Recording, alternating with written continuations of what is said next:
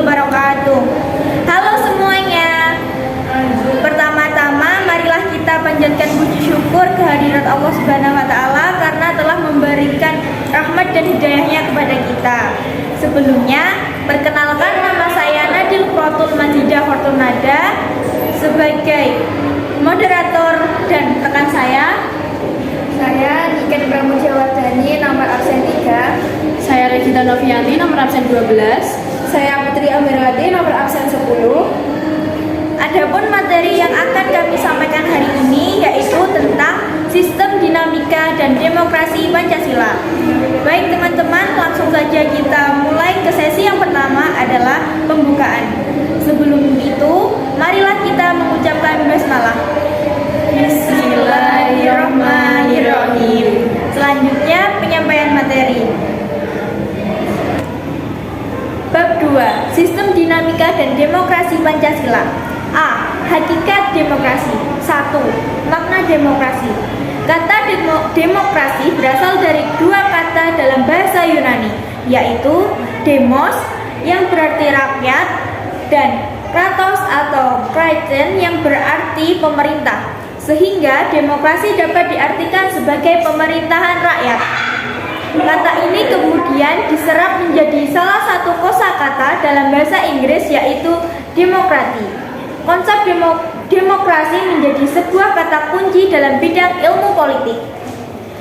Dalam pandangan Abraham Lincoln, demokrasi adalah suatu sistem pemerintahan dari rakyat, oleh rakyat, dan untuk rakyat. Artinya, rakyat dengan serta-merta mempunyai kebebasan untuk melakukan semua aktivitas kehidupan termasuk aktivitas politik tanpa adanya tekanan dari pihak manapun.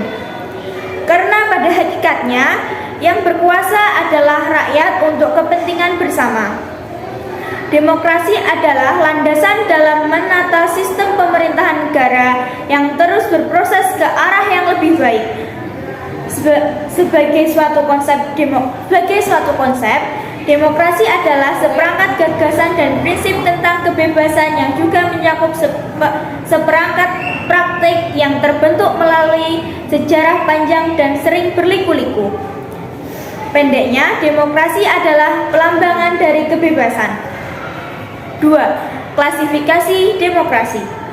A. Berdasarkan titik beratnya perhatiannya, demokrasi dapat dibedakan ke dalam 3 bentuk. 1. Demokrasi formal. 2. Demokrasi material. Dan 3. Demokrasi gabungan. B. Berdasarkan ideologi, demokrasi dapat dibedakan ke dalam 2 bentuk. Pertama, demokrasi konstitusional atau demokrasi liberal. Dan 2. Demokrasi rakyat atau demokrasi proletari. Berdasarkan proses penyaluran kehendak rakyat, demokrasi dibedakan ke dalam 2 bentuk.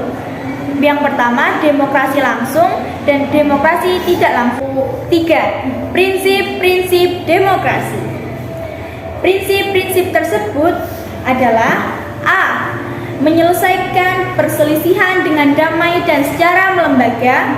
B. Menjamin terselenggaranya perubahan secara damai dalam suatu masyarakat yang sedang berubah. C. Menyelenggarakan pergantian pimpinan secara teratur. D. Membatasi pemakaian kekerasan sampai minimum. E. Mengakui serta menganggap wajar adanya keanekaragaman. F. Menjamin tegaknya keadilan. Menurut Alamudi sebagaimana dikutip oleh Sri Wuryan dan Syaifullah dalam bukunya yang berjudul Ilmu Kewarganegaraan, suatu negara dapat disebut berbudaya demokrasi apabila memiliki sokok guru demokrasi sebagai berikut. A. Kedaulatan rakyat.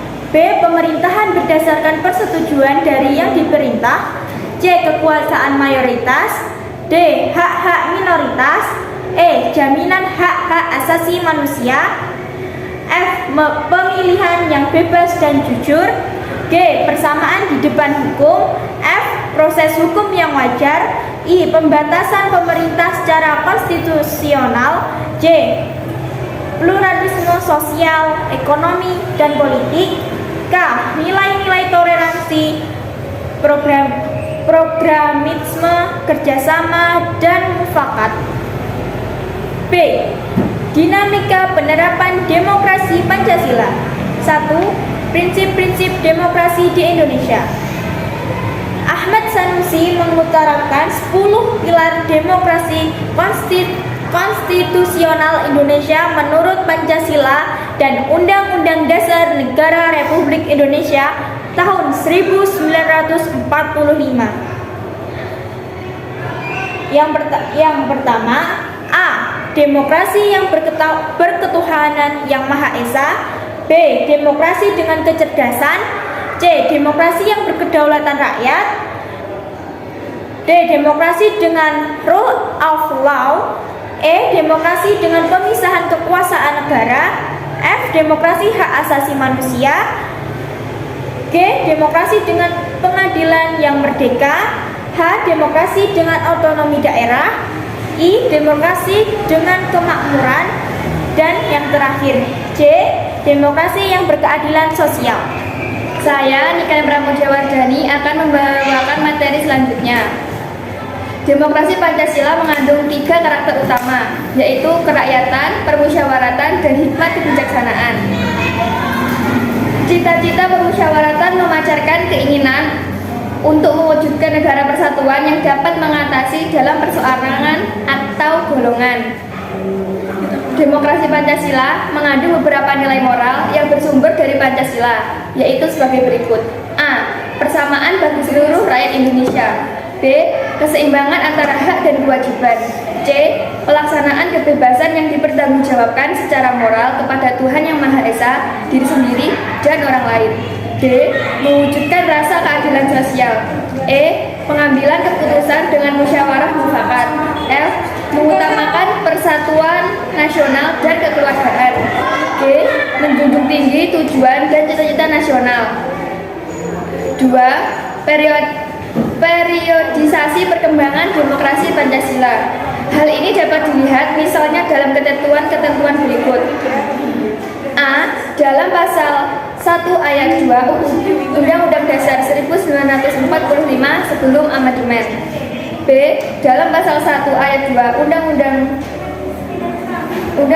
Negara Republik Indonesia 1945 setelah diamandemen. C. Dalam Konstitusi Republik Indonesia Serikat. D. Dalam Undang-Undang 1950 pasal 1. Indikator-indikator yang dirumuskan oleh Van Dover berikut ini. A. Akuntabilitas. B. Rotasi kekuasaan. Dan C. Rekrutmen politik yang terbuka. D. Pemilihan umum. E. Pemenuhan hak dasar.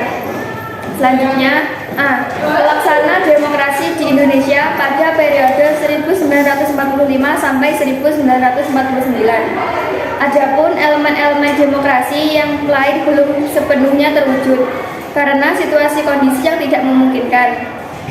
Tetapi, fungsinya yang paling utama adalah ikut serta memenangkan revolusi kemerdekaan dengan menanamkan kesadaran untuk bernegara serta menanamkan semangat anti penjajahan. Hal-hal mendasar bagi perkembangan demokrasi di Indonesia untuk masa selanjutnya. 1. Pemberian hak-hak politik secara menyeluruh. 2. Presiden yang secara konstitusional memiliki kemungkinan untuk menjadi seorang diktator. 3. Dengan maklumat wakil presiden. Masa demokrasi parlementer merupakan masa yang semua elemen demokrasinya dapat kita temukan perwujudannya dalam kehidupan politik di Indonesia. 1. Lembaga perwakilan rakyat atau parlemen memainkan peranan yang sangat tinggi dalam proses politik yang berjalan. 2. Akuntabilitas atau pertanggungjawaban pemegang jabatan dan politisi pada umumnya yang sangat tinggi. 3. Kehidupan kepartaian boleh dikatakan memperoleh peluang yang sebesar-besarnya untuk berkembang secara maksimal.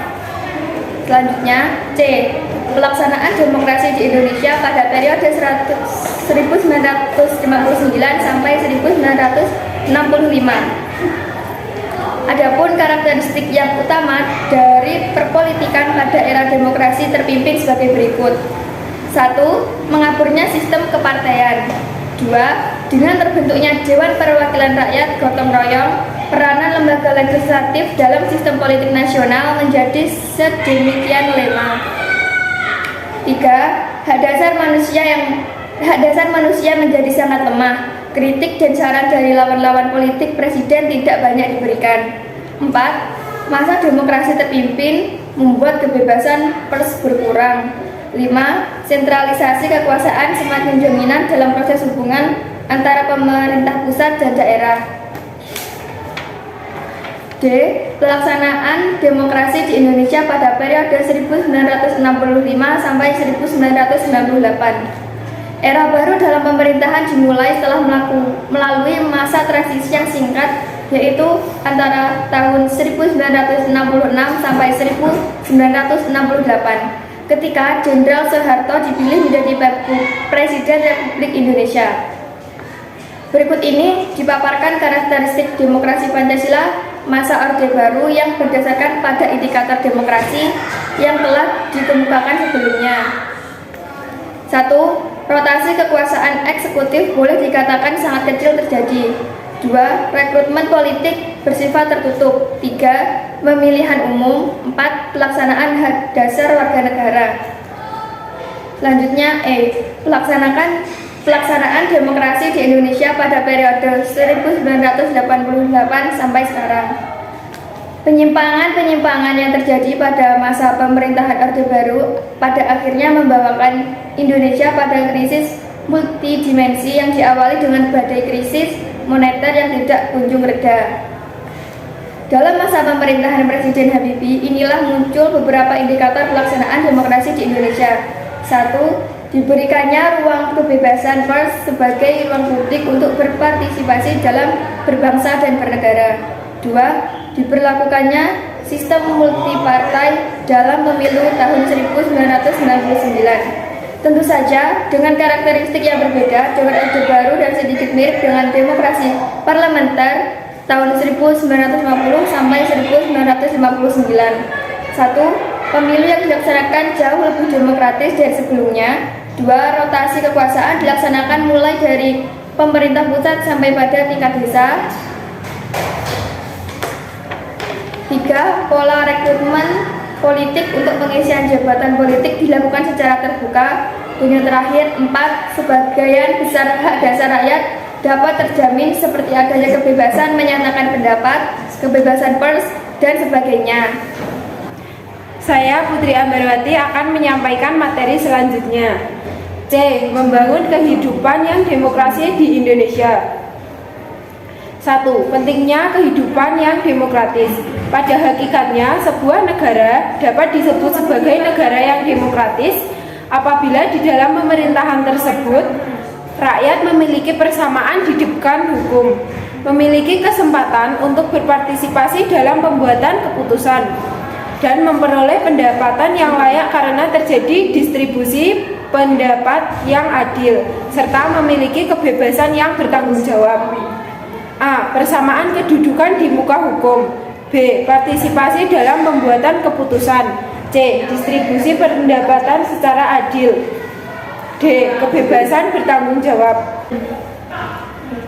2. Perilaku yang mendukung tegaknya nilai-nilai demokrasi. Demokrasi tidak mungkin terwujud jika tidak didukung oleh masyarakatnya.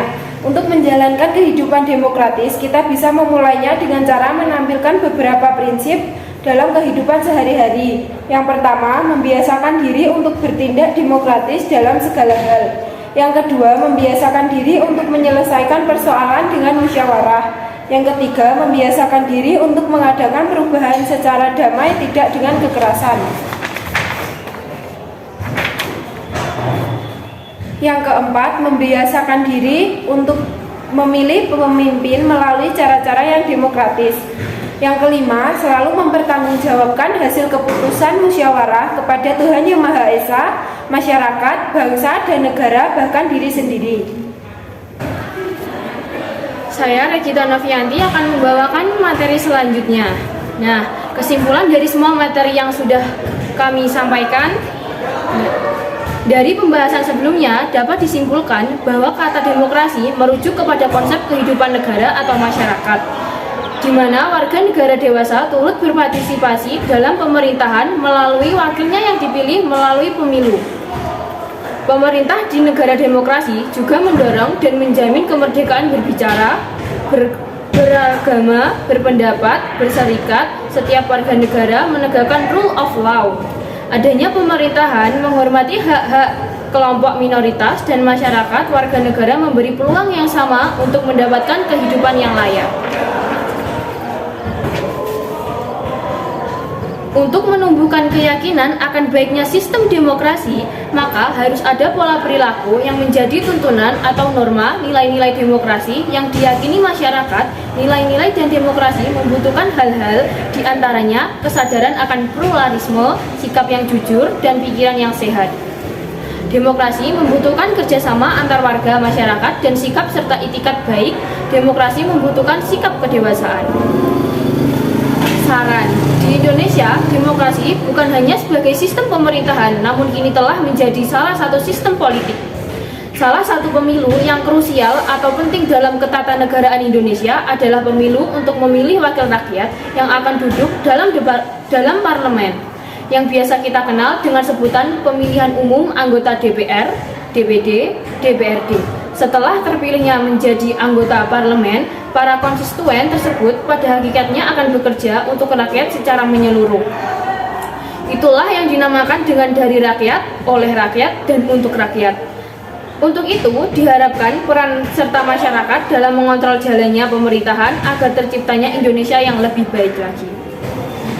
Nah, berikut dari materi yang kita sampaikan. Sekian materi dari kami. Bila ada kurang lebihnya, mohon maaf. Wassalamualaikum warahmatullahi wabarakatuh.